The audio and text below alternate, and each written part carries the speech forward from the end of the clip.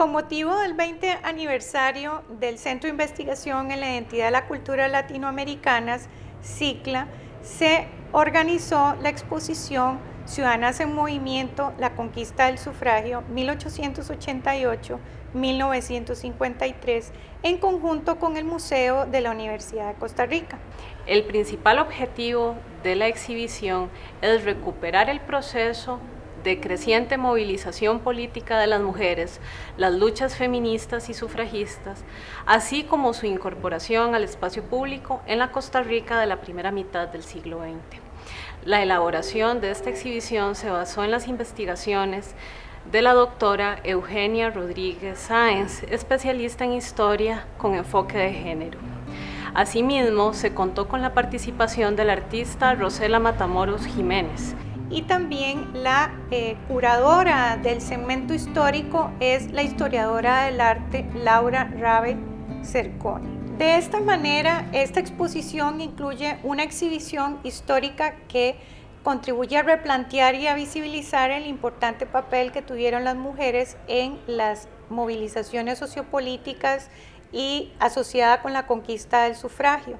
Y por otra parte también incorpora una exhibición artística que a su vez interpreta dicho proceso histórico y lo vincula con las luchas y los desafíos de las mujeres en el presente. En el hogar, del espacio doméstico al espacio público. En el marco de las políticas del orden y el progreso liberal, los discursos sobre la familia y los roles de género se redefinieron a finales del siglo XIX. A las mujeres se les asignaban los roles fundamentales de madre y esposa, encargadas de la crianza de los hijos, y a los hombres el de padre, esposo, cabeza de familia y principal proveedor. De esta manera se reforzó el ideal en donde a la mujer se le ubicaba en el ámbito doméstico y al hombre en el público. También en esta etapa, los liberales desarrollaron políticas para regular y controlar la moral sexual y doméstica, lo cual implicó la promoción del modelo ideal del matrimonio por amor y de familia monogámica, armónica y afectuosa.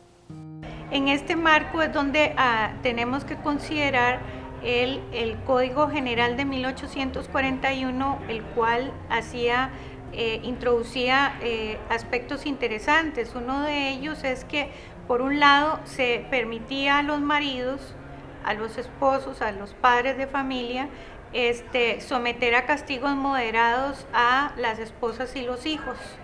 Y si ellos no respondían o no le obedecían, podía llevarlos hasta un tribunal, hasta el juez, para hacerlos que obedecieran.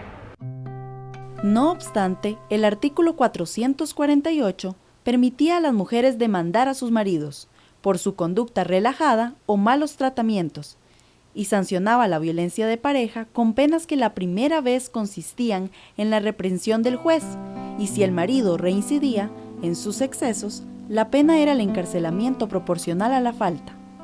Así, amparadas a la ley, 393 esposas empezaron a utilizar la creciente red de tribunales civiles en el Valle Central entre 1839 y 1889, para denunciar la violencia en las relaciones de pareja.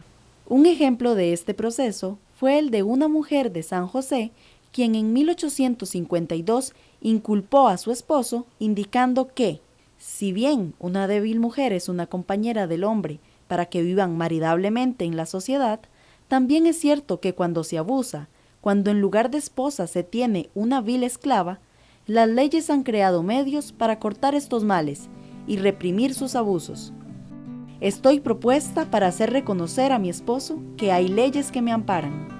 Por lo tanto, desde el siglo XIX y previo al desarrollo del movimiento feminista y a las legislaciones contra la violencia, las mujeres empezaron a reconocerse como sujetas de derechos civiles y jurídicos y a tomar acciones para defenderlos.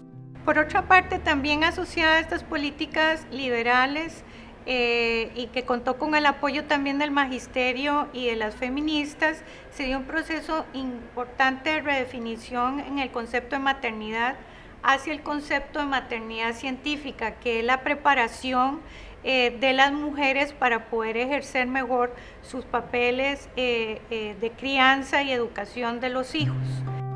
Asociado a estas políticas liberales, apoyadas por el magisterio y las feministas, también se proporcionó una redefinición importante en el ideal de la maternidad, la cual fue elevada a la condición de una profesión científica moderna, sustentada en una estricta educación higiénica y moral de los hijos.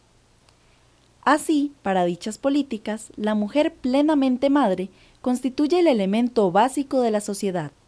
Preparar mujeres para realizar esta elevada función debe ser el fin primordial de la educación pública.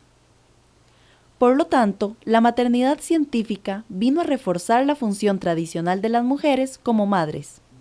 También se inventaron varias tradiciones, como el Día de la Madre, que ayudaron a legitimar la maternidad científica.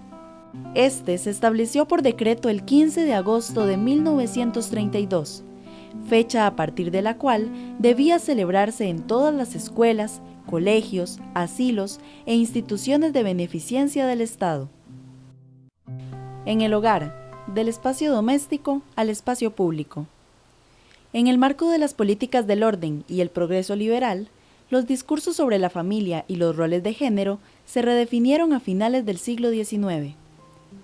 A las mujeres se les asignaban los roles fundamentales de madre y esposa, encargadas de la crianza de los hijos, y a los hombres el de padre, esposo, cabeza de familia y principal proveedor.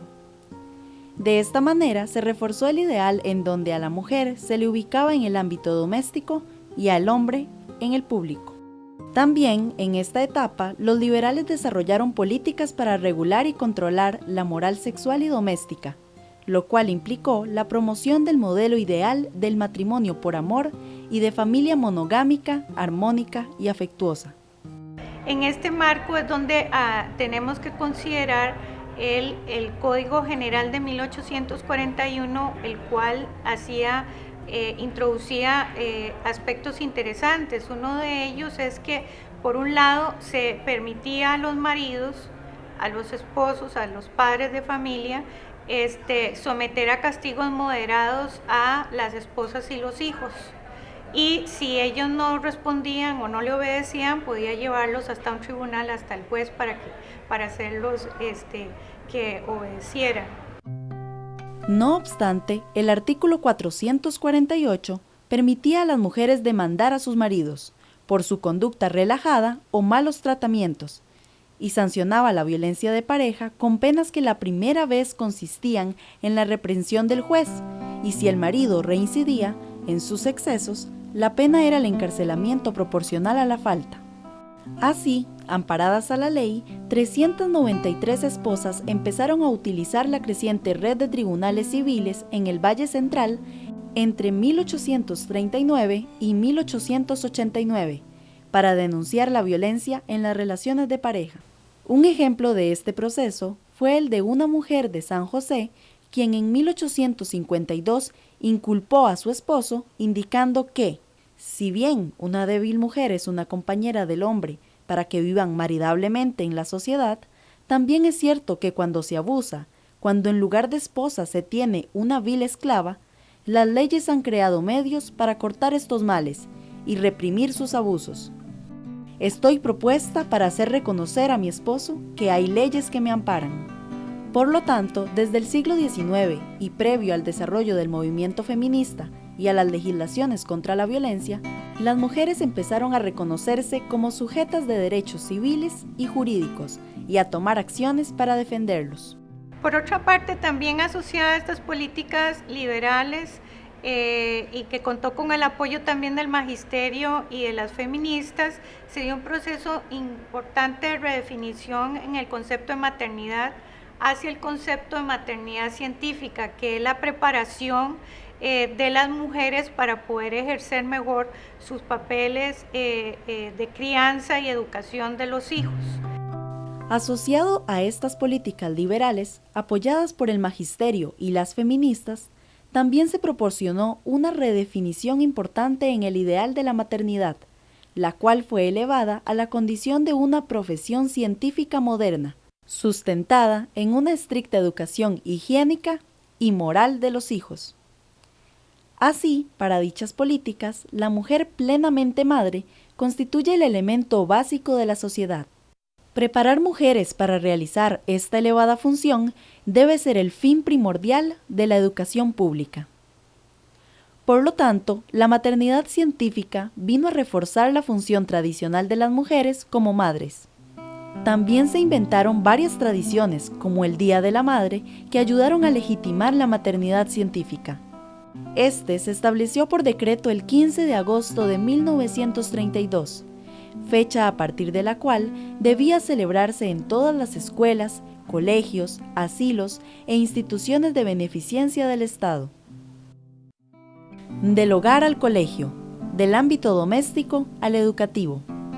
Durante el siglo XIX, en el marco de la expansión del capitalismo y de la ideología del orden y del progreso liberal, la educación de las mujeres adquirió una gran importancia para la redefinición de los roles de género y para su creciente formación en el campo laboral. El eje fundamental fue el proceso de inserción creciente de las mujeres en la educación, y en particular en el Colegio de Señoritas en el año de 1888 y en la Universidad de Costa Rica en 1940. Aunque la educación reforzaba los roles tradicionales, al promover que las mujeres se desempeñaran en ocupaciones propias de su sexo, como ser maestras y enfermeras, también los subvertía, al posibilitar el acceso a otras profesiones y al difundir nuevas aspiraciones y expectativas. También en este periodo se expandió la producción literaria y periodística de las mujeres, lo que amplió su inserción en el espacio público. Del colegio a las calles, del ámbito educativo al ámbito público. Al tener las mujeres un mayor acceso a la educación, al mercado laboral y a la esfera pública, también se incrementó su participación en los movimientos sociopolíticos. Así, la conquista del sufragio fue el resultado de una larga lucha con avances y retrocesos.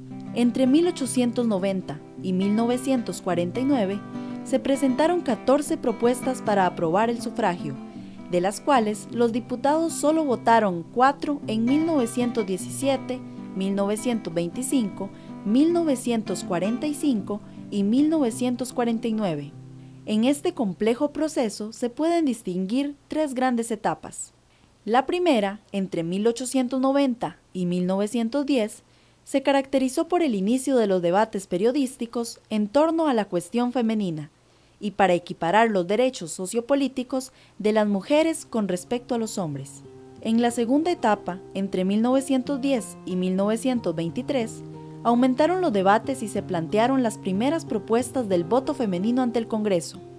A partir de la década de 1910, el movimiento obrero intervino, lo cual propició una participación más visible de las mujeres en la política. Además, en 1919, las mujeres destacaron en las movilizaciones que llevaron al derrocamiento de la dictadura de Federico Tinoco. En esta etapa, Ángela Acuña sobresalió como la primera mujer que impartió conferencias y publicó artículos a favor del movimiento feminista y sufragista. Y por último, en la tercera etapa, entre 1923 y 1949, las mujeres continuaron aumentando su participación en los debates sobre el voto femenino, así como en los partidos políticos y en los movimientos en defensa de los derechos civiles y político-electorales.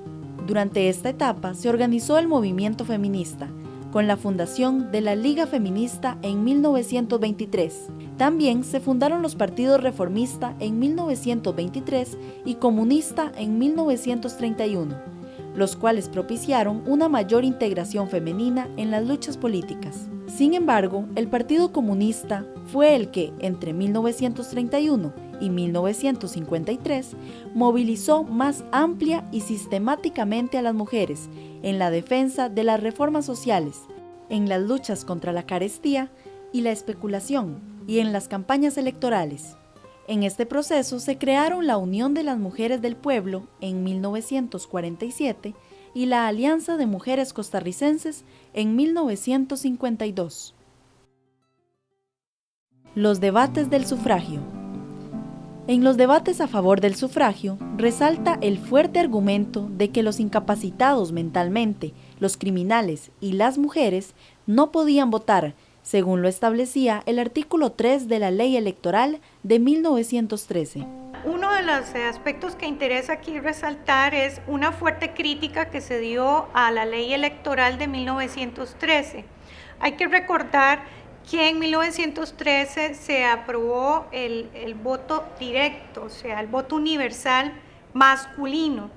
En esta reforma es interesante acotar que también se hizo una propuesta para aprobar también una reforma de voto secreto y el voto femenino. Sin embargo, estas dos se desecharon. Es importante destacar que esta ley, además de establecer el voto directo, se constituyó en la primera que explicitaba que las mujeres no podían votar.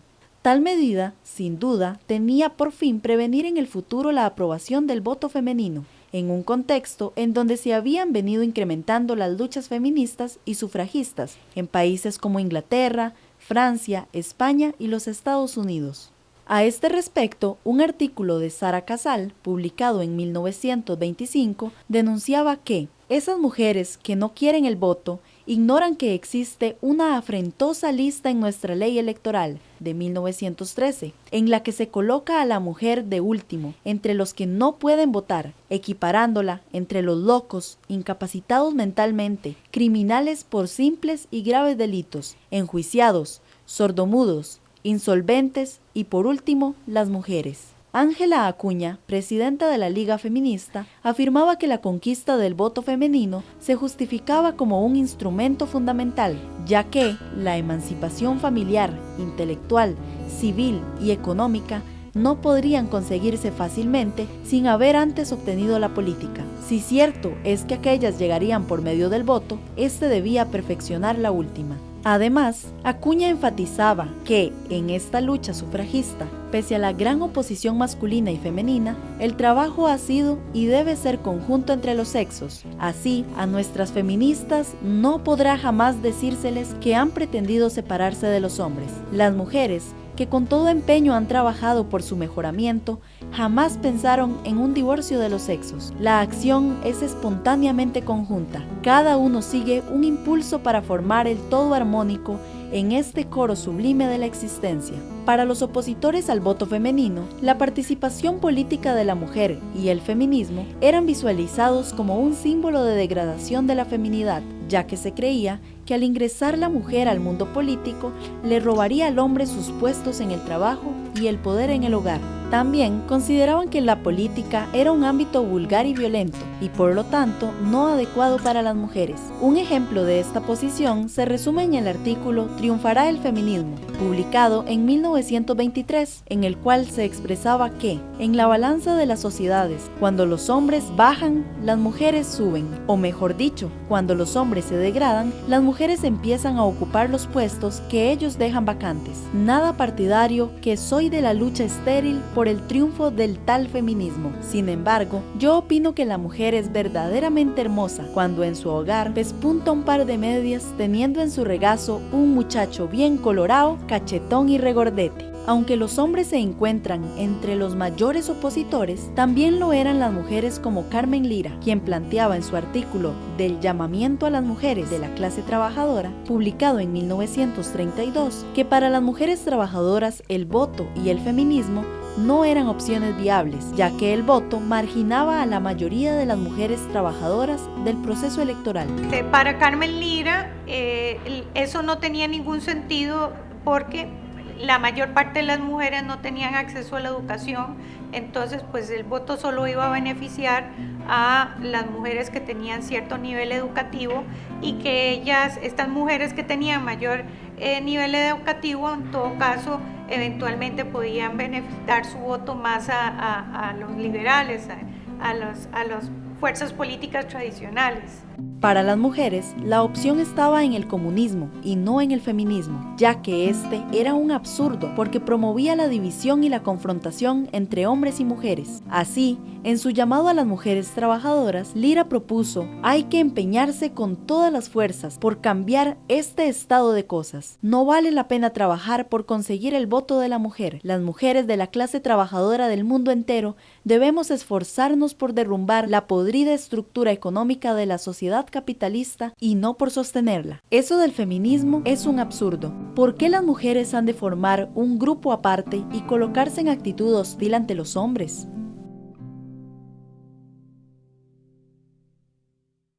Conquista del sufragio.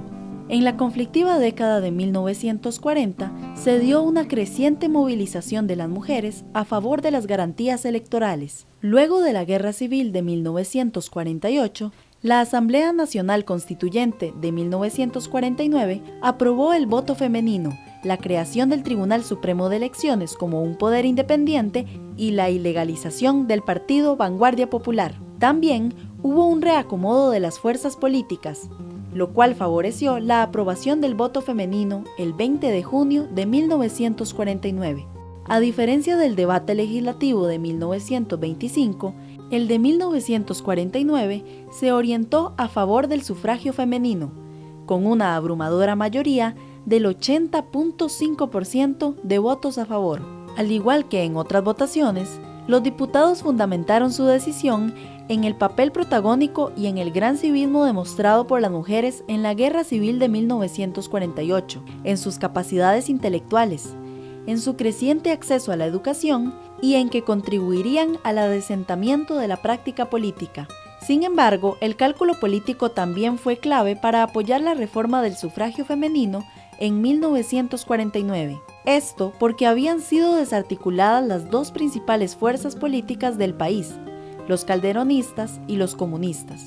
Así, los zulatistas y figueristas, vencedores de la Guerra Civil, apoyaron la aprobación del voto, porque no tenían la presión de las próximas elecciones en 1953, y porque contaban con que podía jugar a su favor aumentar el tamaño del electorado con la inclusión de las mujeres. A este respecto, Ángela Acuña sostuvo en 1954 que el presidente Figueres ganó las elecciones de 1953 con muchos votos de las mujeres, porque él apoyó la reforma. Así, las mujeres ejercieron por primera vez el sufragio en unas votaciones locales el 30 de julio de 1950 y en las elecciones nacionales del 26 de julio de 1953, en las cuales fueron electas las primeras 5 regidoras y las 3 primeras diputadas, María Teresa Obregón, Ana Rosa Chacón y Estela Quesada, todas del Partido de Liberación Nacional. Sin embargo, para Ángela Acuña, con la conquista del sufragio femenino,